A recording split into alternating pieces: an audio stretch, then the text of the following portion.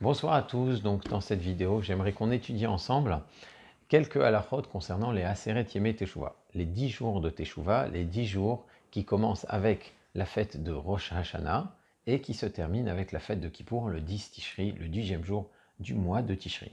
Le Rav Moshe Cordovero, qui est un très célèbre kabbaliste qui marque le début de l'âge d'or de Tzfat, donc au début du XVIe siècle, vers la moitié même du XVIe siècle, dit que les jours qui séparent Rosh Hashanah et Kippour sont comparables aux jours de mi-fête. De la même manière que dans Sukkot, il y a des jours de mi-fête qui séparent le premier jour et le dernier jour qui sont des jours de fête, et de même pour Pessah, eh bien Rosh Hashanah et Kippour en réalité ne forment qu'une seule et même fête, qu'une seule célébration de la royauté d'Hachem, et ces jours-là, ces jours de fête, sont séparés par des jours de fête intermédiaires. Donc étant donné que ce sont des mi-fêtes, eh bien on devrait moins y travailler. On doit plus se consacrer au slichot, à la tfila, à l'introspection, à l'amélioration de son comportement, etc.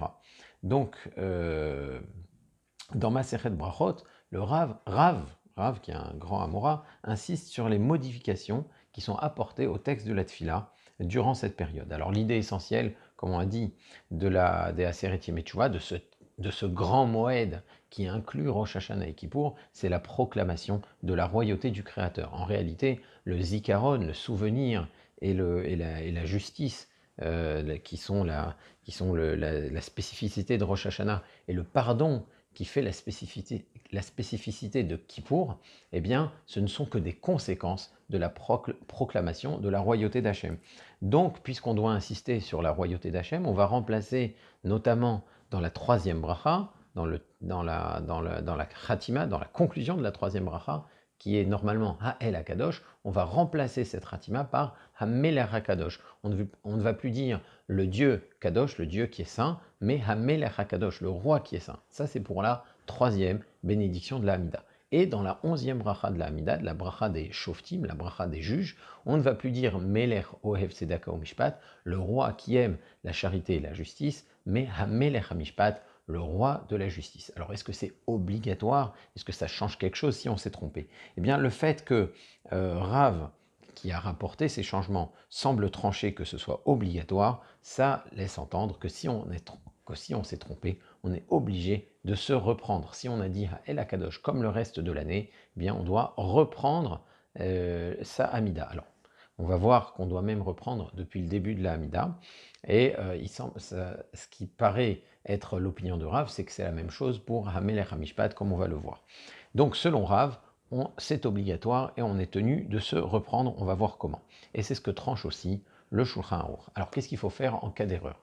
Si je viens de dire Ha'el HaKadosh et je me rends compte immédiatement, je me rends compte dans le laps de temps qu'il faut pour saluer un maître, pour dire les mots Shalom Alecha Rabbi, Shalom à toi maître, ce que l'on appelle dans l'Alcha Torke des Dibour, le temps d'une parole, le temps de cette parole-là qu'il faut pour saluer son maître, eh bien dans ce laps de temps, on peut se reprendre immédiatement et à ce moment-là, on n'a pas besoin de reprendre la bracha. Donc si je dis Baruch Ata Hashem, Ha'el HaKadosh, et je dis Hamelech HaKadosh, étant donné que je me suis repris immédiatement Torke des Dibour, ma bracha est valable, mais et donc je me suis corrigé juste à temps.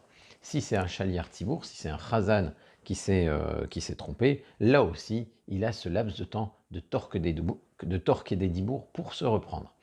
Si maintenant je ne me souviens de mon erreur, je ne me rends compte de mon erreur que plus tard, après ce laps de temps de Torque des Dibour, eh bien, à ce moment-là, pour Ha'el HaKadosh, en tout cas pour la troisième bracha, il faudra reprendre la Hamida, le Shmona Esrei, depuis le début. En effet, le Shmona Esrei est composé de 18 brachot, c'est devenu 19 brachot à l'époque des Tanaïm, et ces 19 bénédictions ont 3 brachot en introduction qui sont systématiquement les mêmes, toute l'année, tout le temps, que ce soit Shabbat ou fête, et 3 brachot qui les concluent, qui sont elles aussi toujours les mêmes. Les 3 premières brachot de la Hamida sont dépendantes les unes des autres. Si on doit reprendre l'une d'elles, eh bien on doit reprendre toutes les 3 brachot. Donc si je dois reprendre la troisième bracha, qui est celle de Hamelech HaKadosh, Ha'el HaKadosh, donc Hamelech HaKadosh pendant les Aseret Yemei Teshuvah, je dois reprendre aussi la première, Magen Avraham, je dois reprendre la seconde, Mechaya Metim, et la troisième aussi. Donc il faut reprendre toutes les 3 premières brachot, et donc si on s'est trompé dans Ha'el HaKadosh et qu'on n'a pas dit Hamelech HaKadosh pendant les Aseret Yemei Teshuvah, on doit reprendre depuis Hashem Sefat Tiftar, donc depuis le début de la Hamida. Sauf si bien sûr on s'est repris immédiatement, comme on l'a dit tout à l'heure. Alors la question peut se poser concernant un Chazan, quelqu'un qui est Shaliar Tzibour, qui est officiant, qui répète la Hamida pour tout le monde. Si dans sa répétition de la Hamida, il a dit, comme il en a l'habitude, Ha'el HaKadosh au lieu de Hamelech HaKadosh. Alors s'il se reprend immédiatement, il n'y a pas de problème, comme on l'a dit, mais ici, s'il ne se reprend pas immédiatement, il se rend compte de son erreur, alors qu'il a déjà commencé la bracha suivante, ou bien alors que le laps de temps de Shalom Alecha Rabbi s'est déjà écoulé. Alors qu'est-ce qui va se passer? Est-ce qu'il doit reprendre la Hamida depuis le début ou seulement depuis cette bracha-là de Ata Kadosh Veshimcha Kadosh? Eh bien, le Shulchan Aruch n'a pas l'air de faire de différence entre le particulier et le Chazan et le Shaliar Tzibour, celui qui prie pour le Tzibour. Ce qui laisse entendre que l'officiant aussi devrait reprendre la Hamida depuis le début. Et c'est d'ailleurs ce que tranche le Kitzur Shulchan Aruch, un auteur plus tardif bien sûr, qui est Rav Shlomo Gansfried. Maintenant, le Rav Ovadia Yosef, il a une démonstration assez intéressante dans Yechavedat, d'accord, dans son Chelek Vav, tu vois la maîtrette, et lui, il pense qu'on peut, pour un Shaliar Tzibour, se contenter de reprendre la bracha de Ata Kadosh. Ah oui, mais les 3 premières brachot ne forment qu'une, donc il devrait reprendre la Hamida depuis le début. Alors, il s'appuie sur un Yerushalmi qui affirme que le fait qu'on ait récité une Gdusha, puisque on est dans la répétition de la Hamida, dans la répétition de la Hamida, il y a une Gdusha avant la bracha de Ata Kadosh, on dit Negdishar, Venaharitsar, etc. Donc il y a eu une Kdusha qui est récitée en Tzibour, en public, qui forme une interruption, une coupure entre ces 3 brachot et qui fait que Ata Kadosh c'est comme une nouvelle bracha, une bracha à part. Donc un Chazan n'aurait pas à reprendre depuis le début de la Hamida, selon le Yechavedat, mais juste à partir de Ata Kadosh. Seulement, cette position du Rav Ovadia Yosef, elle est très discutée, elle est même discutable, elle est notamment rejetée par le Or Letzion, Rav Betzion Abba Shaul, le Rav Moshe Levi, qui considère que ce Yerushalmi ne constitue pas une preuve. Si le Bavli était d'accord, il aurait dû le mentionner. Déjà, on n'est pas sûr que le Talmud Bavli, qui est la référence à l'Afrique, est d'accord avec cette notion-là. Et deuxièmement, le fait que le Shulchan Aruch, justement, ait rapporté la halakha qu'on doit reprendre la Hamida depuis le début, sans faire de différence entre le Chazan et le particulier, laisse entendre que le Chazan aussi doit reprendre la Hamida depuis le début, en reprenant aussi la Kedusha. Alors souvent on n'aime pas trop, on préfère suivre le Yechavedat pour ne pas faire peser sur le Tzibour, mais je trouverais logique qu'on reprenne la Hamida depuis le début, quand on s'est trompé et qu'on a dit Ha'el HaKadosh au lieu de Hamelach HaKadosh. Alors, ce qu'il faut, c'est que le Shaliar Tzibour doit, quand il est Chazan, se montrer particulièrement vigilant dans les Aseret Yemei Teshuvah pour ne pas faire ce genre d'erreur, parce que justement, cela pose un véritable problème et de rentrer dans ce genre de marloquette. Alors, si maintenant, on a un doute à propos de ce qu'on a dit, je ne sais pas si j'ai dit Ha'el HaKadosh ou Hamelech HaKadosh. Il y a aussi un autre principe de la tfila, qui est celui de Shitfe Nakat. Shitfe Nakat, ça veut dire il a tenu son, il a tenu son flot. Le Shetef Shataf Nahar, le fleuve a continué à couler. Donc la parole a coulé comme d'habitude, et comme il a l'habitude de dire El Akadosh, Shitfe Nakat, il a tenu ce flot-là, ce flot de paroles qu'il a l'habitude de tenir, et il a dit El Akadosh au lieu de Hamelech HaKadosh, puisque c'est ce qu'il a l'habitude de dire. Donc, quand on n'a pas le souvenir exact, quand on n'est pas bien sûr d'avoir dit Hamelech HaKadosh, eh bien, on peut avoir la quasi-certitude qu'on s'est trompé, et donc il faut se reprendre la Hamida donc depuis le début pour un particulier, et peut-être même pour le Chazan. Donc à nous de faire très attention à bien lire le Sidour et à être attentif et de bien dire Hamelech HaKadosh pendant les Aseret Yemei Teshuvah. Alors il faut souligner quelque chose concernant ce principe de Shitfe Nakat. On a l'habitude de tenir son flot de paroles. Alors oui, ça c'est valable pour les jours intermédiaires entre Rosh Hashanah et Kippour. Mais si à Rosh Hashanah on sait qu'on a tenu son Marzor, alors le Marzor il n'y a qu'une seule formule possible pour Rosh Hashanah ou pour Kippour, c'est Hamelech HaKadosh. D'autant que dans la bracha de Hamelech HaKadosh pendant Rosh Hashanah et Kippour, pendant les fêtes et non pas pendant les Aseret Yemei Teshuvah, les jours que Rav Moshe Cordovero appelle des demi-fêtes, donc pendant Rosh Hashanah et Kippour, il y a des mentions qui sont rajoutées dans Hamelech HaKadosh. Oufren, des oufren, je n'ai pas souvenir des formules exactes, mais il y a il y a des mentions, ou frenten pardera, voilà, ou frenten pardera, mets ta peur sur toutes tes créatures, etc. Donc des formules qui allongent cette bracha. Si on a souvenir qu'on les a dites, on peut avoir la certitude que dans la conclusion, on a bien dit Baruch Ata Hashem HaMelech HaKadosh. Même si on n'est pas très sûr, si on sait qu'on a suivi ce qui était dans le Marzor, on a dit HaMelech HaKadosh. Par contre, pour les jours de semaine où justement on n'utilise pas de sidour particulier et on dit les formules habituelles, Takadosh Vishmach HaKadosh, la formule un peu plus courte, donc celle qu'on récite toute l'année, eh bien on peut avoir la certitude qu'on s'est trompé et dans ce cas-là, on devrait se reprendre.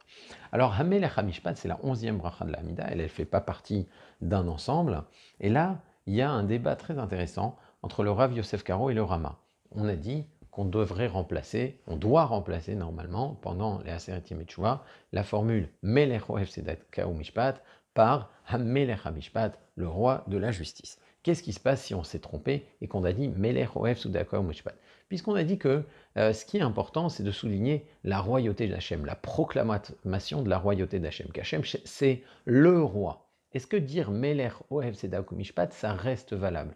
D'après Rav Yosef Karo, il faut dire HaMelech HaMishpat. Le roi, c'est le roi, il n'y a pas d'autre roi. C'est pas seulement un roi qui aime la charité et la justice, c'est HaMelech HaMishpat, c'est le roi de la justice. C'est ça que les Chachamim ont décrété, c'est ça la formule qui est instituée. Si on n'a pas dit cette formule, eh bien on est en dehors de ce que l'on appelle Matbea chez Tavron Chazal, la pièce qu'ont frappé les Chachamim, la pièce qu'ont frappé les sages, et par conséquent on doit se reprendre. Dire Melech Ohev Tzedaka u'Mishpat, ce n'est pas valable. Ça, c'est ce que tranche Rav Yosef Karo. Le Rama, dans les halachot de Tfila, le Rav Moshe Isserles, donc, qui est à l'origine des coutumes ashkénazes. En général, c'est lui qui tranche et qui rapporte les coutumes ashkénazes. Lui, il pense qu'à partir du moment où on a dit le mot Meler, même si ce n'est pas la meilleure formulation, on aurait dû dire Ha-Meler, c'est le roi, même si ce n'est pas la meilleure formulation, la notion de Malchut ayant été rappelée, ça reste valable, et donc on n'a pas besoin de se reprendre.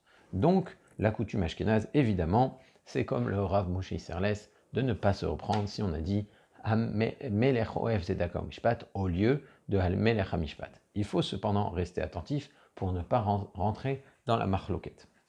Alors maintenant, quelle est la coutume sfarade? On pourrait penser que c'est évidemment comme le Rav Yosef Karo. Eh bien, ce n'est pas du tout évident. Certaines autorités séfarades, je pense notamment au Ben Ishraï, mais aussi au Rabbi Baruch Toledano, au Rabbi Shalom Essas, au Rabbanim du Maroc en général, et ces rabbanim invoquent le principe de Safek Brachot Lehakel. Quand j'ai un doute sur une bénédiction, est-ce que je dois dire cette bénédiction ou pas? Peut-être oui, peut-être pas. Dans ce cas-là, Safek Brachot Lehakel, dans le doute, on s'abstient de réciter une bracha. En effet, réciter une bracha pour rien, c'est un interdit qui peut être un interdit de la Torah. L'Otissa chez Machav ne nie pas le nom du Créateur en vain. Donc dire une bracha en vain, c'est un interdit qui est quand même assez grave. Donc dans le doute, on ne récite pas une bracha.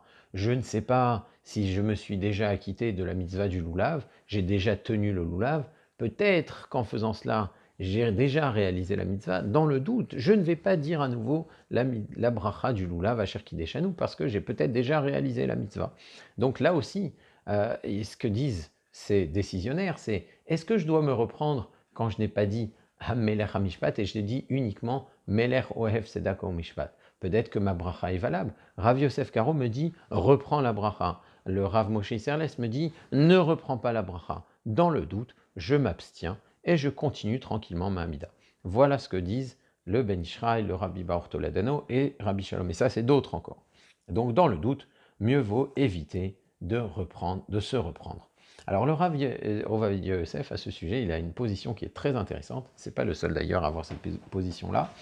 Et il dit que, et ça correspond d'ailleurs à un autre minhag qui était répandu dans les autres pays d'Afrique du Nord, notamment.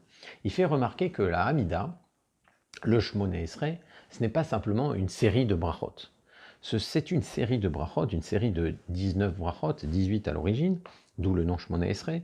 C'est une série de brachot qui sont dépendantes les unes des autres. Ça veut dire que si une des brachot venait à manquer, ou si une des bénédictions, une des brachot venait à être incorrecte, demandée à être reprise, eh bien toutes les brachot qui sont récitées à la suite ne sont pas valables. C'est-à-dire que si je me suis trompé et que j'ai mentionné les pluies en été par exemple, ben c'est complètement faux, J'ai pas le droit de mentionner les pluies en été. C'est pas un bon siman, les pluies en été. Je vous encourage à écouter la vidéo sur les Geshamim, sur les mentions des pluies en été et en hiver. Donc, toutes les brachot qui suivront cette bracha-là, qui n'étaient pas valables, doivent aussi être reprises. Donc, je dois reprendre la Birkat Hashanim sans la mention des pluies, de façon correcte, et ensuite toutes les brachot qui suivent.